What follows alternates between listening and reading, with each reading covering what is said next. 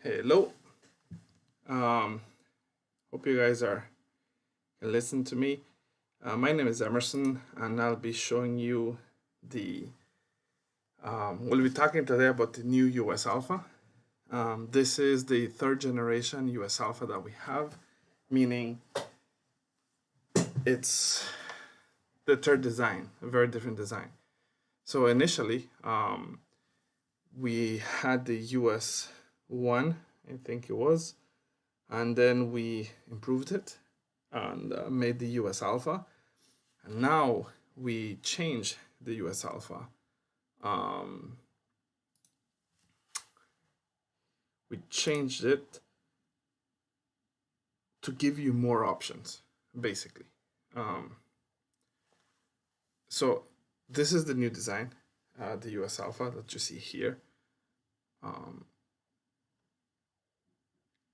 as you can see, the color changed, and so did a few other things that we're going to talk about right now. So the main thing about what's new with this US Alpha is the options, the control. We gave you more control um, over the cleaning. So we have knobs. Before we didn't have knobs. This first knob, the level percent, is you can control the intensity from 20 to 100. And the second knob here is the channel, which is you can control the frequency and duration of the cleaning. And then you have even more buttons and whistles to control the ultrasonic, like turn it on and off, or to reset it if you need to. Okay. Um, Now, for you guys who this is new for, you're wondering, well, what's this? It is ultrasonic cleaner.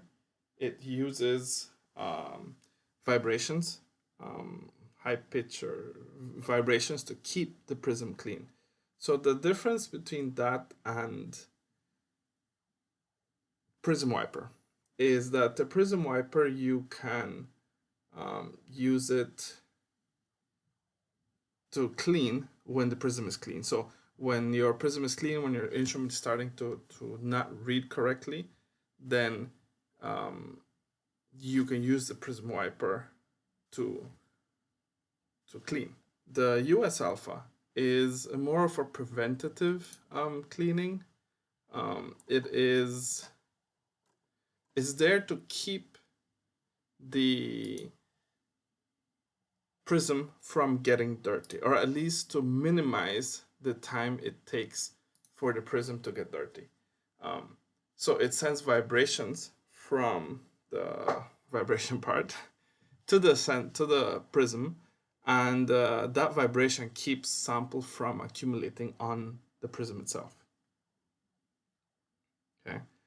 The way it works is, well, you have, back to this, you have a controller and you have a ultrasonic cleaner.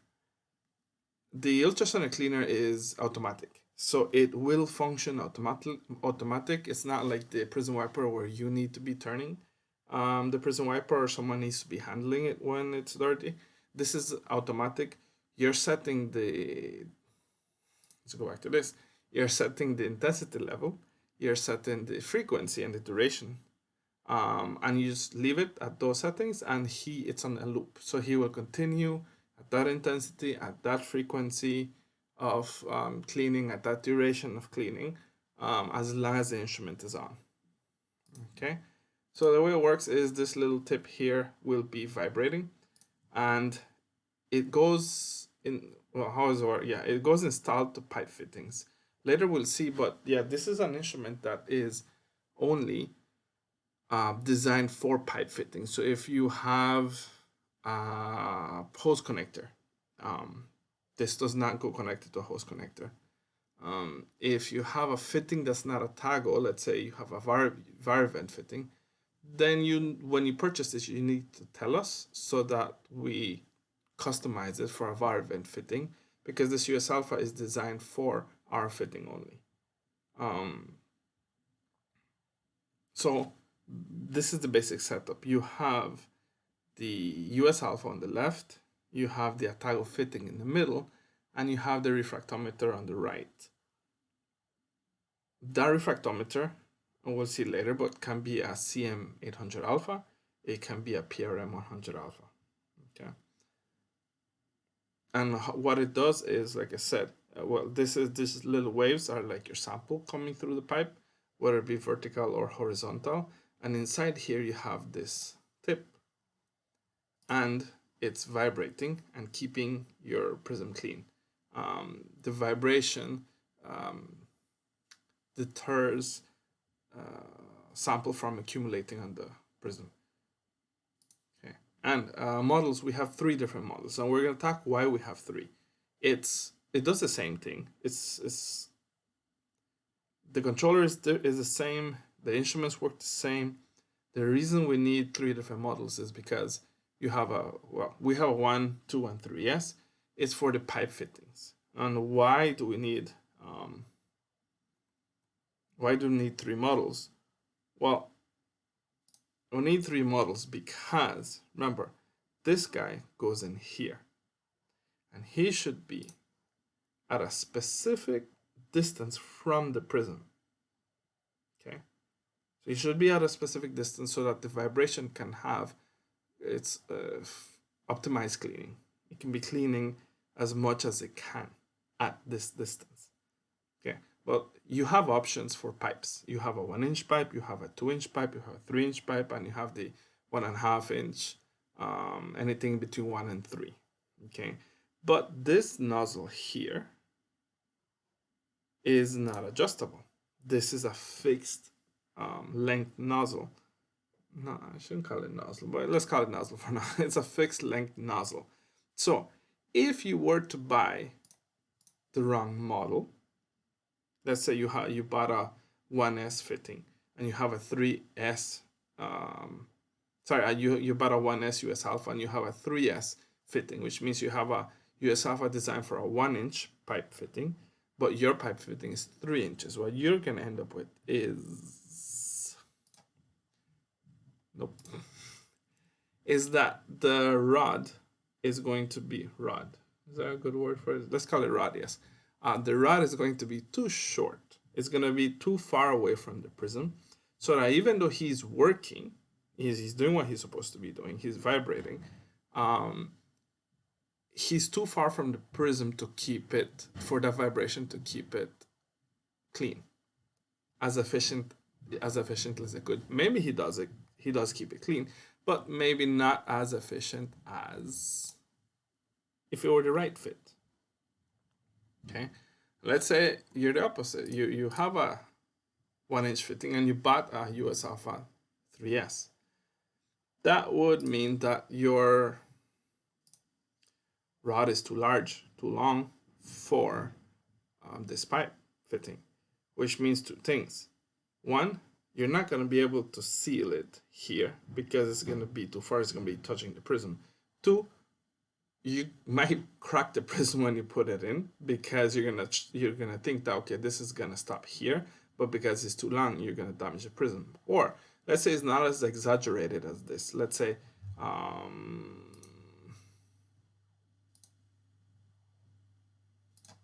see if I can do that. All right, let's say it's that close. I'm not sure if you noticed, but it's really close to the prism here.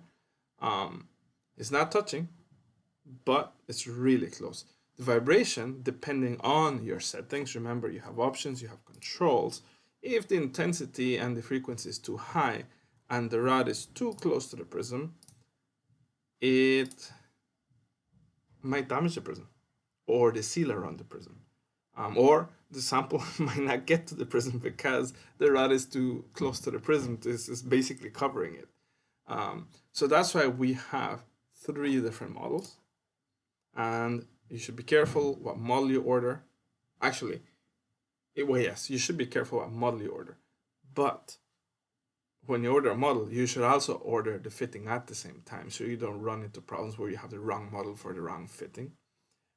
So like I said, we have 3 different models, and the difference between the models is this rod, the length of this rod. The rest of the instrument is the same. Okay, all these measurements is the same. The difference, oops, should have deleted this. The difference is the rod size. Here we have a 15 millimeter rod. Here we have a 39.8 millimeter rod and a 43 millimeter rod. 1S, a rod made for the 1S pipe fitting, a rod made for the 2S pipe fitting, and a rod made for the 3S pipe fitting. Okay, so be careful what model you buy, and be careful what pipe fitting you buy. Okay.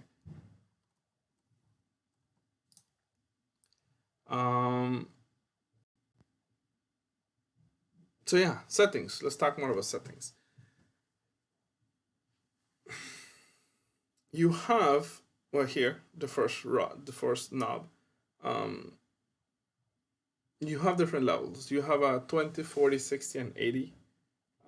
80 and 10 intensity levels. And you need to figure out what level to put it on. Because if you have a too low of a level, it might be insufficient. If the level is too low, it might be cleaning it insufficient. If it's too high, some liquids, based on whatever they are, will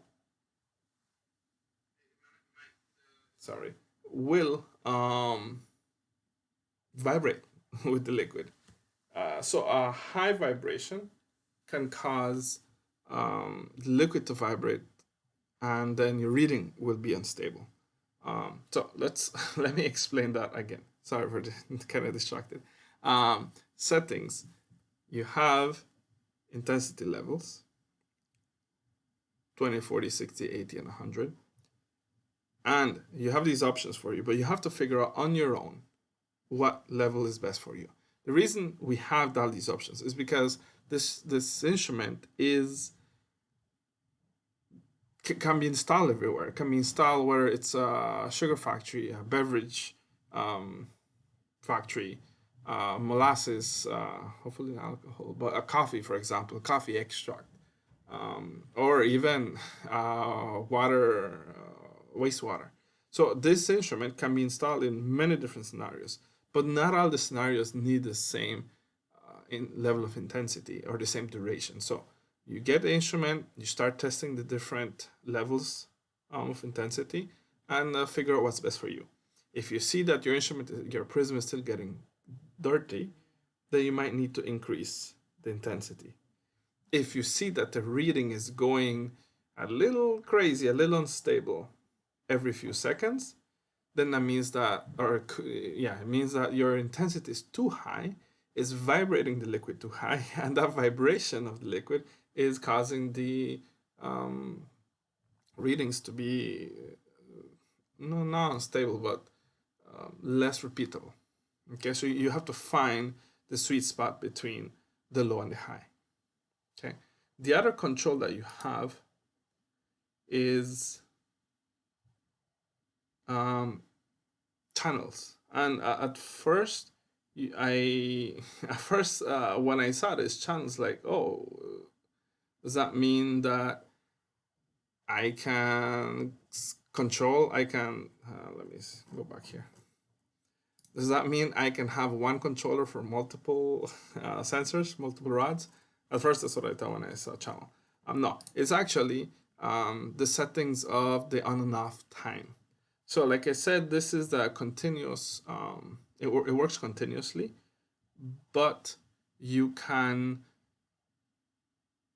choose how long you want the sensor to be on, or the ultrasonic to be on, and how long you want it to be off. For example, so you put it on channel 1, that means it's going to be on for 3 seconds, and it's going to be off for 5 seconds, and then it starts. So it starts, it's going to clean it for 3 seconds, then it's going to rest for 5 seconds, and then it's going to start cleaning for 3 seconds, and then rest for 5 seconds. So it's a loop. Okay, so that's for like a low cleaning. It only cleans for 3 seconds and it rests for 5 seconds. Channel 2 10 seconds and 10 seconds. It's gonna clean for 10 seconds, bzzz, for 10 seconds. It's gonna stop for 10 seconds, and it's gonna continue, start again for 10 seconds, and stop for 10 seconds, and that's the loop. Channel 3 is gonna be on for 10 seconds, and then it's gonna rest for 20 seconds, and then on for 10 seconds again, and that's the loop. Channel 4, it's 10 and 30. So clean for 10 seconds, rest for 30, clean for 10 seconds again. And channel 5 is continuous. That means there's no rest, just on always. So you have to play between the frequency, the on frequency, and the off frequency, and the intensity to figure out what's best for your type of liquid. Is it ethylene glycol? Is it propylene glycol? Is it? I keep going back to coffee. I need some coffee. Is it a beverage? So you got to figure out what's best for you. Okay. So in big picture kind of way, you have, this is basically what you have. You have your controller. This is the back of your controller. You have your controller. You have your US alpha installed on the correct pipe fitting, and then you have your refractometer on this side. Okay, instrument compatibility. It's compatible with the CM800 alpha and the PRM100 alpha. Both instruments have a flat sensor. That means that the metal and the prism here is on the same level. Okay, we're currently testing it on the CM base alpha, which does not have a flat sensor. Once we have those results, then we're gonna inform you about it. So in terms of compatibility, you have to choose two things. You have to choose the right product, instrument, and the right fitting. Okay. Remember, we have 3 different sizes, but we have different fittings. A lot more fittings than just 3.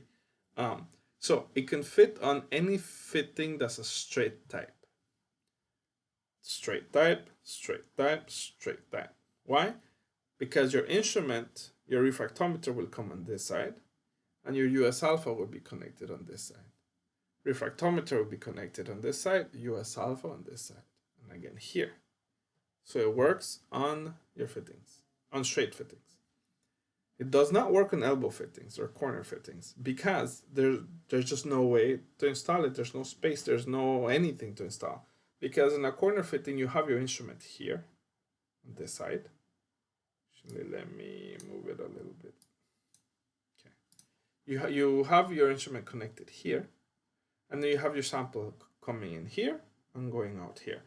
Or, actually, that's the wrong way. It should be coming in here and going out at the top. That's supposed to be the flow.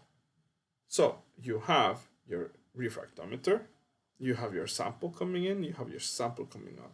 There's nowhere to install a US alpha on this type of fitting. It has to be a straight type. Okay. That brings us to the end of this presentation. Please let me know if you have any questions on chat. And it seems you don't. So, thank you very much for joining us. And please let us know if you have any questions. Email us. Thank you.